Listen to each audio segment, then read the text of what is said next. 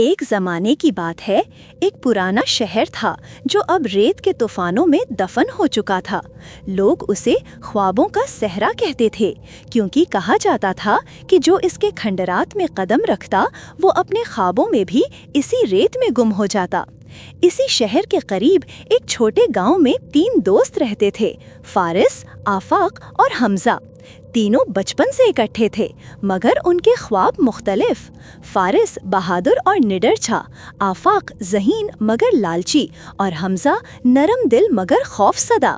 اکثر راتوں کو وہ تینوں چاندنی میں بیٹھ کر بوڑھے راویوں سے کہانیاں سنتے۔ ان میں سب سے مشہور تھی نوری پتھر کی، ایک ایسا پتھر جو ہر اندھیرے کو روشنی میں بدل دیتا ہے، مگر اس کا محافظ ایک سایہ دار جن ہے جو صرف ایک کو زندہ واپس جانے دیتا ہے۔ ایک رات فارس نے چمکتی آگ کے سامنے بیٹھے کہا، اگر وہ پتھر واقعی موجود ہے تو ہمیں تلاش کرنا چاہیے، دنیا ہمیں یاد رکھے گی۔ آفاق نے آنکھوں میں لالچ کی چمک کے ساتھ کہا، اور جو اسے پائے گا وہ بادشاہ بن جائے گا۔ حمزہ نے کانپتی آواز میں کہا، لیکن وہ جن، لوگ کہتے ہیں کوئی واپس نہیں آیا۔ فارس ہنسا، ڈرنے والے کبھی تاریخ نہیں بناتے حمزہ۔ تینوں نے فیصلہ کر لیا، طلوع آفتاب کے ساتھ وہ سفر پر نکلیں گے۔ سورج کی پہلی کرن نے ریت کے سمندر کو سونا بنا دیا۔ تینوں دوست اپنے سفید گھوڑوں پر سوار تھے، فارس سب سے آگے، آفاق بیچ میں اور حمزہ پیچھے پیچھے، ہاتھ میں ایک پرانا نقشہ تھامے۔ ہوا میں ریت اڑ رہی تھی، آسمان پہ عقاب منڈلا رہے تھے۔ ہر دن وہ آگے بڑھتے اور رات کو آگ کے گرد بیٹھتے۔ ایک رات آفاق نے کہا، فارس، اگر ہم یہ پتھر پا لیں تو اسے سب میں کیوں بانٹیں؟ ایک کے ہاتھ میں ہو تو وہ پوری دنیا بدل سکتا ہے۔ فارس نے مسکرا کر کہا، طاقت بانٹنے سے بڑھے گی، چھپانے سے نہیں۔ حمزہ نے سر جھکایا، دوستو، ہمیں بس زندہ واپس جانا ہے، یہی کافی ہے۔ آفاق نے زیر لب کہا، زندہ تو ایک ہی واپس جائے گا۔ تیسرے دن شام کے وقت آسمان کا رنگ زرد ہوا، پھر کالا، ریت کے بادل اٹھنے لگے، گھوڑے بدک گئے۔ حمزہ چلایا، پناہ ڈھونڈو۔ وہ تینوں گھوڑوں کو بھگاتے ہوئے ایک چٹان کے پیچھے پہنچے۔ طوفان کی گرج میں جیسے کوئی پکار سنائی دی، واپس جاؤ، واپس جاؤ۔ فارس نے آواز پر غور کیا، کون ہے؟ آفاق نے گھبرا کر کہا، یہ وہی جن ہے۔ حمزہ کے ہاتھ کانپنے لگے۔ اچانک ریت میں سے ایک لمحے کے لیے سفید روشنی نکلی، جیسے چاند زمین پر اتر آیا ہو۔ روشنی نے تینوں کے چہروں کو چھوا اور پھر ریت میں غائب ہو گئی۔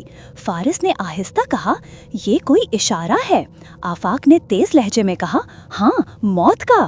چوتھے دن دوپہر کے وقت وہ ایک وادی میں پہنچے جہاں ایک قدیم مندر ریت میں دفن تھا۔ اس کے ستونوں پر عجیب نشانات تھے اور ہوا میں ایک عجیب سی بجلی گھل رہی تھی۔ یہی ہے وہ جگہ، فارس نے دھیرے سے کہا۔ حمزہ نے کانپتے لہجے میں کہا، یہاں کچھ غلط ہے۔ آفاق نے کہا، اب واپسی ممکن نہیں۔ تینوں نے گھوڑے باہر باندھے، مشعلیں جلائیں اور مندر کے اندر داخل ہو گئے۔ اندر اندھیرا، ٹھنڈک اور سرگوشیاں تھیں۔ ہر قدم کے ساتھ دیواروں پر موجود علامتیں نیلی روشنی سے جگمگانے لگیں۔ بیچوں بیچ ایک چبوترا تھا اور اس پر نوری پتھر۔ وہ دھیرے دھیرے چمک رہا تھا، جیسے کسی دل کی دھڑکن۔ جیسے ہی فارس نے پتھر کو چھوا، زمین ہلنے لگی، مشعلیں بجھ گئیں، سائے دیواروں سے نکل کر جمع ہوئے اور ایک دیو قامت سایہ دار شکل بنی، ریحان الجن۔ اس کی آواز گرجدار تھی، میں ہوں نوری پتھر کا محافظ، 3 آئے ہو مگر لوٹ کر 1 جاؤ گے۔ یہ پتھر صرف اس کا ہے جس کا دل روشنی کی طرح صاف ہو۔ فارس نے کہا، ہم تینوں دوست ہیں، ہم مل کر اس روشنی کو دنیا تک پہنچائیں گے۔ جن نے طنزیہ ہنسی کے ساتھ کہا، دوستی، دیکھتے ہیں کون وفادار رہتا ہے، اور لمحے بھر میں غائب ہو گیا۔ مندر میں خاموشی چھا گئی۔ فارس نے کہا، ہم اکٹھے اسے اٹھاتے ہیں۔ آفاق نے خنجر کی مٹھی مضبوطی سے پکڑی، پہلے مجھے دیکھنے دو، میں دیکھوں کیا یہ اصلی ہے یا۔ اچانک اس نے فارس پر وار کر دیا۔ فارس کی چیخ گونجی۔ حمزہ نے دوڑ کر آفاق کو دھکا دیا، آفاق، تم پاگل ہو گئے ہو۔ آفاق چیخا، یہ طاقت میری ہے، میں کسی کے ساتھ نہیں بانٹوں گا۔ فارس زخمی ہو کر زمین پر گرا، خون ریت میں جذب ہونے لگا۔ وہ آخری سانس لیتے ہوئے بولا، روشنی غداروں کے لیے نہیں۔ حمزہ روتا ہوا آگے بڑھا، مگر آفاق نے پتھر کو چھو لیا۔ نوری پتھر کی روشنی تیز سے تیز تر ہوتی گئی۔ جن دوبارہ ظاہر ہوا۔ تم نے دوستی توڑ دی آفاق، اب روشنی تجھے نگل لے گی۔ آفاق چیخا، نہیں، میں سب سے طاقتور ہوں۔ پتھر کی روشنی آگ میں بدل گئی۔ آفاق کی چیخ بلند ہوئی، پھر سناٹا۔ جب روشنی بجھی تو مندر میں صرف راکھ باقی تھی۔ حمزہ نے فارس کی لاش کو تھاما، آنسو اس کے گالوں سے بہہ رہے تھے۔ جن نے کہا، اب تم جاؤ وفادار انسان، یاد رکھو نوری پتھر ان کے لیے نہیں جو اندھیروں کے غلام ہوں۔ پھر جن دھیرے دھیرے دھوئیں میں غائب ہو گیا۔ نوری پتھر بجھ کر ریت میں دفن ہو گیا۔ صبح ہوئی، حمزہ اپنے گھوڑے پر بیٹھا گاؤں کی طرف جا رہا تھا۔ سورج طلوع ہو رہا تھا، ریت چمک رہی تھی۔ لوگوں نے پوچھا، کیا تم نے نوری پتھر دیکھا؟